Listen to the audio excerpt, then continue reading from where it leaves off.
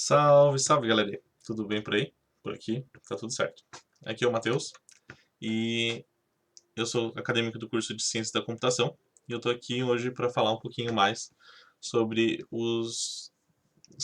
sobre sistemas de fila, tá? Esse trabalho foi proposto pelo professor Tiago, do curso de Ciência da Computação da Unesc Videira, tá bom? Os meus companheiros nessa jornada foram o Daniel, o Douglas e o João, tá? É, Na divisão dos grupos, enfim, a gente acabou caindo com dois temas, que é o sistema M/M/M e o sistema de filas M/M/infinito. Eu vou começar pelo sistema M/M/M, tá? Então, assim, esse sistema ele tem duas características muito importantes. Ele tem o número delimitado de servidores e uma fila única de chegadas, tá? Ele leva em consideração também a distribuição de chegadas e a capacidade máxima do sistema, tá bom? Para ser delimitado, enfim, para ver como ele funciona, tá? É, eu vou explicar mais ou menos uma parte um pouco mais técnica para conseguir exemplificar melhor para vocês daqui a pouquinho, tá? Então, assim, esse sistema, ele de fila, ele possui uma cadeia de Markov que faz referência a uma sequência aleatória de variáveis, assim, seguindo uma cadeia de eventos ligados.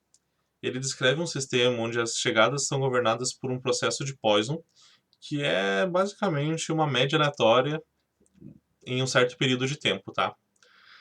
Tanto a distribuição das chegadas como a capacidade máxima do sistema seguem uma ideia de aleatoriedade para serem definidos.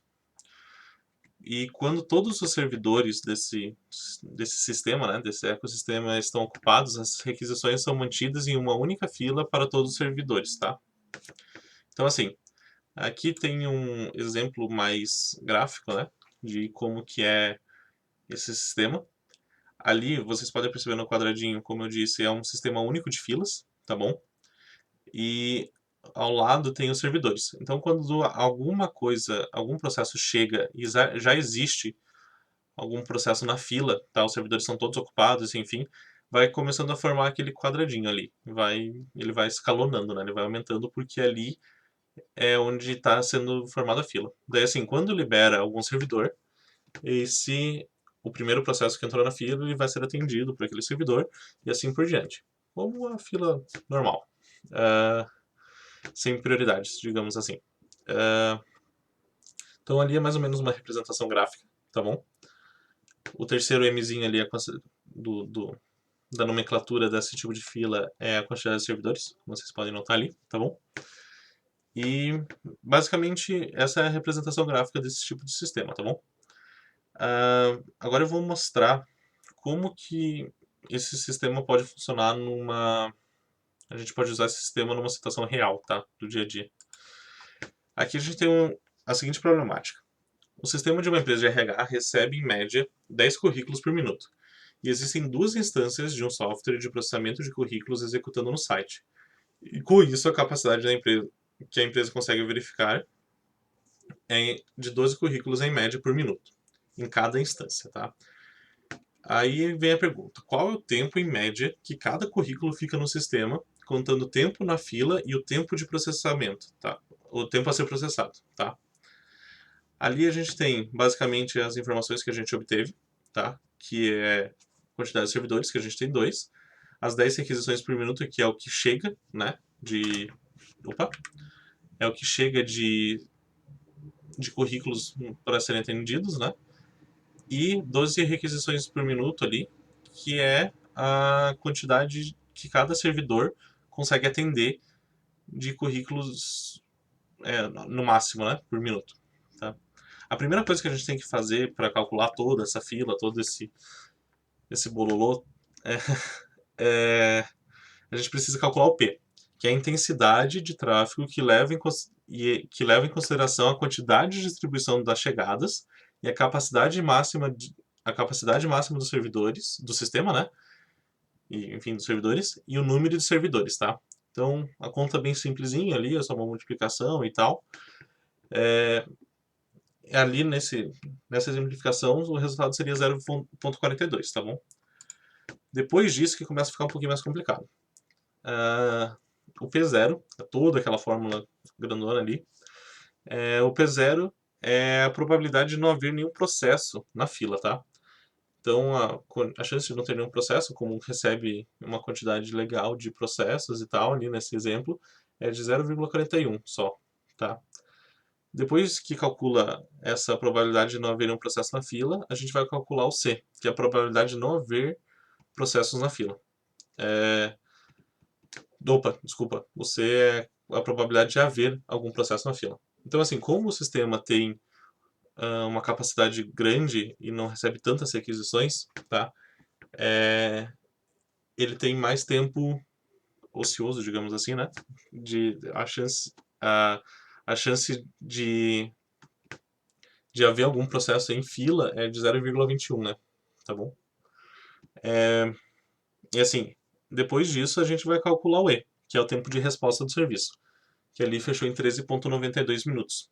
Então, basicamente a nossa resposta é o tempo de resposta do sistema de 13,92 minutos, tá bom? Essa é mais ou menos a fórmula de cálculo que a gente... os cálculos que a gente precisa fazer para esse tipo de fila, tá? Agora eu já vou partir para o sistema M/M/infinito, tá bom? Esse sistema M/M/infinito, vocês vão ver que ele é bem parecido com o sistema M/M/M, tá?